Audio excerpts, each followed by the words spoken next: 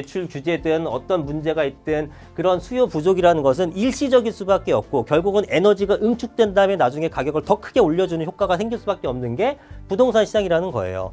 이게 아주 대단히 중요한 내용입니다.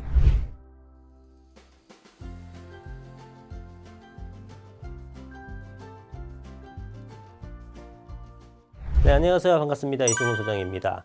자, 제가 최근 들어서 영상 찍은 것 중에 주요한 내용 중이 뭐였냐면 가격이 어떻게 움직이는가에 대한 부분, 그러니까 가격의 상승 메커니즘 같은 거를 말씀드린 적이 있어요.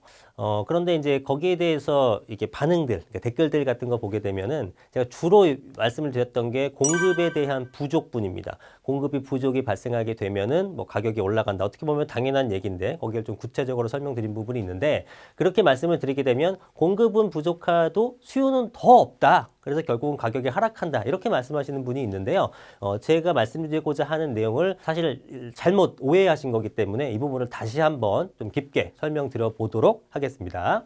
자, 최근에 공급이 부족하다라는 얘기는 정확한 팩트고 굉장히 역대급으로 없는 상황입니다. 그래서 공급이 부족하다. 이거는 뭐 우리 경제 ABC죠. 수급 중에서 공급이 부족하게 되면 가격이 올라가는 건 당연합니다. 근데 몇몇 분 말씀대로 이 공급 부족분보다 수요가 더 부족하다라고 하게 되면은 이때는 이게 더 부족하다라고 하게 되면은 요때는 가격이 하락하는 게 맞죠. 공급 부족보다 수요가 결국은 더 부족해는 상태가 되는 거니까. 그런데 이 부동산이라는 것은 제가 다른 재화, 예를 들어 뭐 코인이라든가 주식이라든가 이런 거랑 다른 게 뭐냐면 필수재다 이 말씀을 계속 드리죠. 이 필수재라는 개념은 뭐냐면 우리한테 꼭 필요하다는 거예요. 꼭 필요하다. 그러니까 코인이라든가 주식 같은 건 투자하시는 분도 있고 이 시청자분들 중에 안 하시는 분도 있죠. 그죠? 그런데 부동산 시장에 참여하지 않는 분은 없어요. 무슨 뜻이냐면 공급이 부족한 상태에서 지금같이 분위기 안 좋고 대출 규제 심하고 뭐 탄핵 정국이고 이런 상황에 수요가 부족할 수 있어요. 수요가 부족할 수 있습니다. 그래서 최근에 가격이 주춤하거나 떨어지는 모습들도 보여요. 근데 요거는 지속될 수가 없다라는 겁니다. 왜냐하면 부동산은 필수재라서 수요가 부족하다라고 말씀하시는 것들은 결국은 매매 수요가 부족하다는 거잖아요. 이 매매 수요가 부족한 거, 매매에 관심이 없는 사람들은 아까 말씀드렸던 주식처럼 그냥 주식시장을 빠져나가는, 부동산 시장을 빠져나가는 분들이 아니에요. 매매, 즉 자가 수요가 아닌 사람들은 어떻게 되는 거냐면은 결국은 다른 데로 이동을 합니다. 어디로 이동하냐면 임대차 시장, 즉 전세나 월세 시장으로 이동을 하는 거예요. 이게 가장 큰 차이점입니다. 그래서 여러분들 지금 시청자분들 중에 내가 살고 있는 집이 자가다, 전세다, 월세다, 셋 중에 하나 아닌 분 있어요? 100분이면 100분 다야. 한 분도 빼놓지 않고 나는 자가나 전세나 월세 중에 한 분이라니까요. 주식 투자 안 하시는 분도 있고 코인 투자 안 하시는 분도 있지만 부동산 시장에 참여 안 하시는 분이 없어요. 왜냐하면 필수재이기 때문에. 그죠? 그래서 이 매매 수요가 부족하게 되는 거는 일시적으로 그럴 수가 있으나 이분들이 매매를 안 하게 되면은 전세나 월세 시장으로 움직이기 때문에 전세가, 월세가는 상승을 하고 있다고요. 매매가 멈춰 있는 상태에서 전세가, 월세가가 올라가게 되면 소위 말하는 전세가율이 있죠. 예, 전세가율이 어떻게 되겠습니까? 매매는 멈춰 있고 전세가율이라는 건 뭐냐면 매가분의 전세가. 그죠? 그럼 분자가 올라가게 되면 전체적인 숫자는 어떻게 돼요? 커지게 되죠. 그래서 전세가율이 높아지게 되는 겁니다. 그러면 매가와 전세가를 비교했을 때 전세가가 더 큰 경우를 보셨습니까, 여러분? 발생할 수가 없는 거죠. 전세가율이 높아지게 되면은 필연적으로 어느 시점에 매가를 들어 올리게 되는 거예요. 그래서 여러분들은 지금 딱 제가 아까 계속 영상에서 말씀드린 것처럼 이 상황만, 현황만 보고 나서 이게 계속 지속될 거라고 판단하시면은 가격 예측이 안 됩니다. 지금은 이 상태가 맞아요. 매매 수요가 더 적을 수 있지. 그러나 그럼으로써 어떤 일이 생길지를 생각하고 미래 시점의 가격을 우리가 대비를 해야 되는 거잖아요. 그러면 이 수요가 부족한 것들은 전월세 시장을 들어 올려주고 전세가율이 올라주는 건 결국은 매가가 상승하는 부분이라는 겁니다.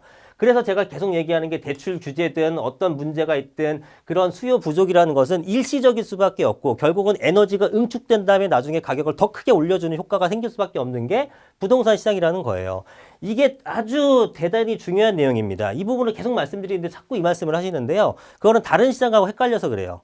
주식시장은 내가 하다가 주식이 안 좋다. 그러면은 우르르 빠져나올 수 있죠. 그럼 계속 안 좋을 수 있어요. 그러나 부동산 시장은 그럴 수가 없다라는 겁니다. 구조적으로 그렇습니다. 구조적으로. 이거를 정확히 이해를 하셔야 돼요.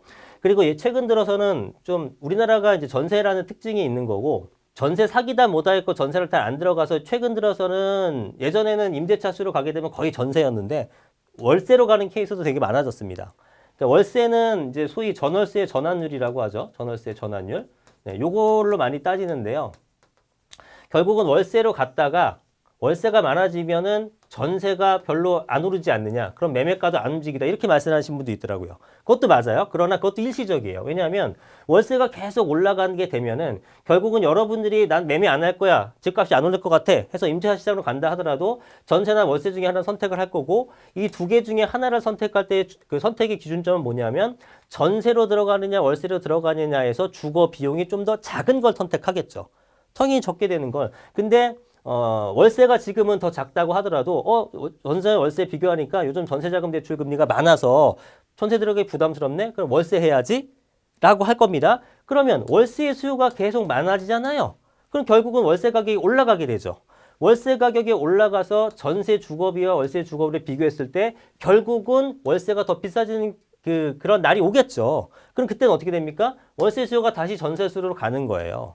그래서 결국은 전세가가 올라가고 다시 매가를 올려주는 겁니다. 그러니까 하나의 단계가 더 생겼을 뿐이지 전체적인 제가 설명드린 시스템 하에서 벗어나지는 않습니다. 이러한 메커니즘으로 올라가기 때문에 부동산 가격이 등락폭이 이제 올라가는 시점도 있고 내려가는 시점도 있지만 어떻게 움직입니까? 우리가 경기순환 곡선 이렇게 움직이게 되잖아요. 요 패턴대로 가는 거예요. 대신 올라갈 땐 이렇게 올라가고 내려갈 땐 살짝 내려가고 보합이죠. 그 다시 올라가고 내려가고 올라가고 이렇게 되다 보니까 장기적으로 우상향이 되는 겁니다. 근데 여러분들은 이런 시점만 보게 되면 계속 이렇게 될 걸로 판단을 하시는데 부동산은 구조적으로 그렇게 될 수가 없어요. 그걸 어떻게 반증하느냐? 지난 50년간 이렇게 패턴이 그려져 왔고요. 전 세계 모든 나라가 이런 패턴을 그려왔습니다. 근데 왜 하필이면 지금 그게 아니라고 판단하십니까, 여러분들? 그게 아니에요. 이거는 없어질 수가 없는 내용이고 그냥 너무나 당연한 내용이기 때문에 여러분들이 꼭 알고 계셔야지만 됩니다. 그래서 단기적으로야 내가 1년 뒤에 판다 그러면은 실패할 수도 있어요. 그죠? 요 시점에 사게 되면은 1년 만에 팔기는 실패할 수 있죠. 근데 장기적으로 본다 그러면은 내가 비록 단기 고점에 잡았다고 하더라도 결국은 궁극적으로는 가격이 올라갈 수밖에 없다라는 겁니다. 제일 비싸게 사고 제일 안 좋을 때 팔아도 시간만 지나게 되면 가격은 올라 있는 거예요. 이게 부동산 시장입니다. 그리고 그 움직임의 패턴은 지금 전세가와 매매가 이런 부분들로 움직이게 된다. 제일 중요한 거는 매매수가 없어지는 것이 아니라 이거는 단지 이동을 할 뿐이다. 어디로? 임차 시장으로. 그리고 임차 시장은 매가가 움직이지 않을 때는 가격을 계속 올려주게 되면서 매매가가 다시 올라갈 수 있는 채비를 해주는 그런 형태가 된다라는 겁니다.